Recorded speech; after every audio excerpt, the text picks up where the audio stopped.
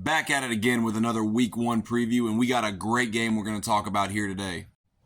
We got LSU, we got Clemson. Both teams have key returners. LSU was very aggressive through the portal, and Clemson shocked the college football world and actually hit the portal.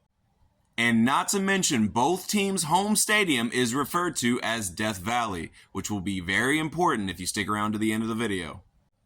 But you all know the drill. I'm going to break it down by position groups, coaching matchups, give 3 keys to the game for each team, and y'all let me know in that comment section who wins, LSU or Clemson. So without further ado, let's get started.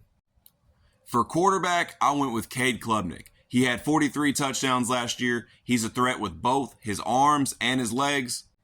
And I know there's going to be a ton of Garrett Nussmeier defenders in the comment section, but I like Klubnik's game just ever so slightly better than Nuss. So for quarterback, I went with Cade Klubnik. For the running back room, I went with LSU. Of course, they are headlined by Caden Durham, who is one of the top returning running backs in the SEC. It also doesn't help that Clemson has a true freshman projected to be the starting running back this year. But overall, I think LSU's running back room is just a little bit better right now, or a little more proven, I should say. So for running back room, I went with LSU.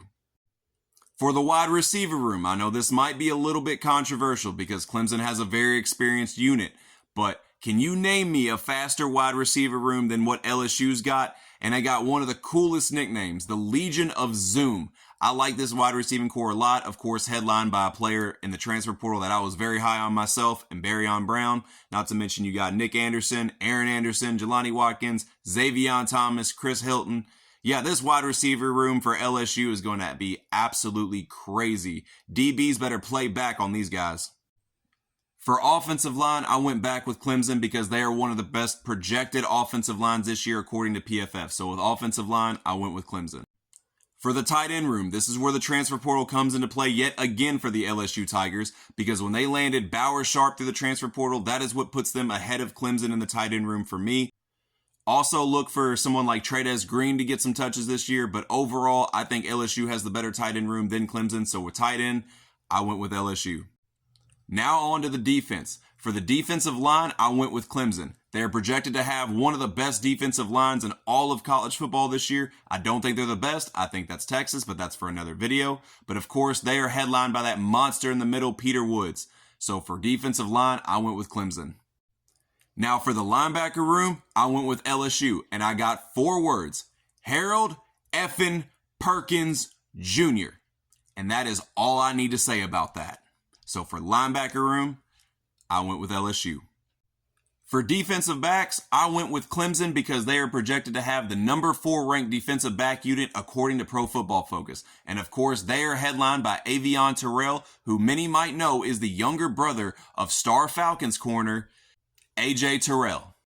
So for defensive backs, I went with the Tigers. The Clemson Tigers, I should say. For special teams, I went back with LSU on this one.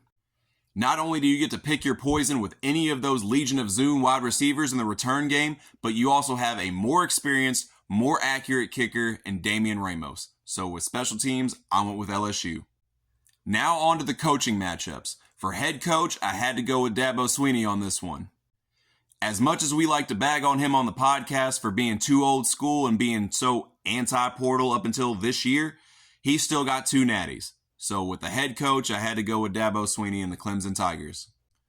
For offensive coordinator, now let me tell you, this one was so tough to me because, Garrett Riley, he's a Riley. Lincoln's his older brother. The Riley brothers have great offensive minds, and he is a fantastic offensive coordinator. But Joe Sloan is building a pretty good resume in LSU in his own right. I mean, when you help develop guys like Jaden Daniels and Garrett Nussmeier, who are some of the best quarterbacks in LSU history, and you lead the Tigers to the 7th rated pass offense last year in college football, that's kind of tough to argue. So for offensive coordinator, I went with Joe Sloan. For the defensive coordinator, I wasn't too impressed with Clemson's defense last year, and apparently neither was Dabo Swinney, because he went out and hired Tom Allen to be the defensive coordinator. Tom Allen, most notably known as being the former Indiana head coach, but during his days as a defensive coordinator, teaches a very physical brand of football that I think is going to benefit the Tigers well this year. And they got the weapons to do it. So for defensive coordinator, I went with Tom Allen.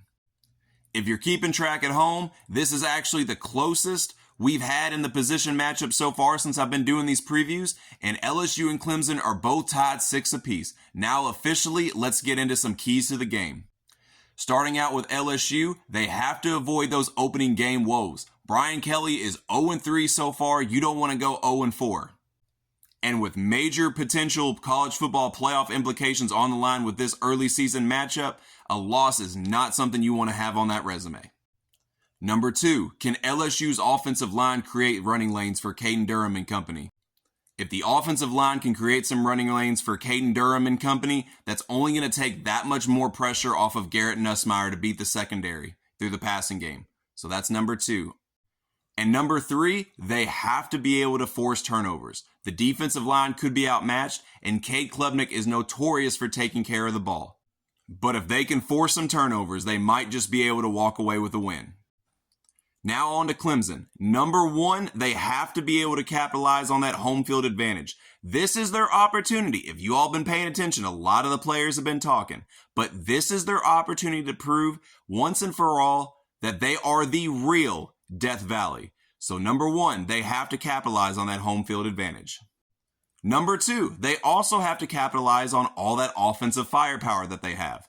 They have Cade Klubnik coming back. They have one of the most experienced wide receiver rooms in college football. They have to capitalize with the weapons they have. And number 3, they have to keep the Legion of Zoom underneath. What I mean by that is LSU has one of the fastest wide receiver rooms in the country. You cannot get beat on the deep balls. If they can allow them to maybe have minimal gains, I think they have a good chance of holding that LSU offense in check. That wraps up yet another Week 1 preview on the Less is More Sports channel. As always, let me know in that comment section who is going to win, LSU or Clemson. Who is the better Tigers? Who is the real Death Valley? How much playoff implications are on the line with this game? And also let me know in the comment section what preview you want me to do next. And as always, like and subscribe to Less is More Sports.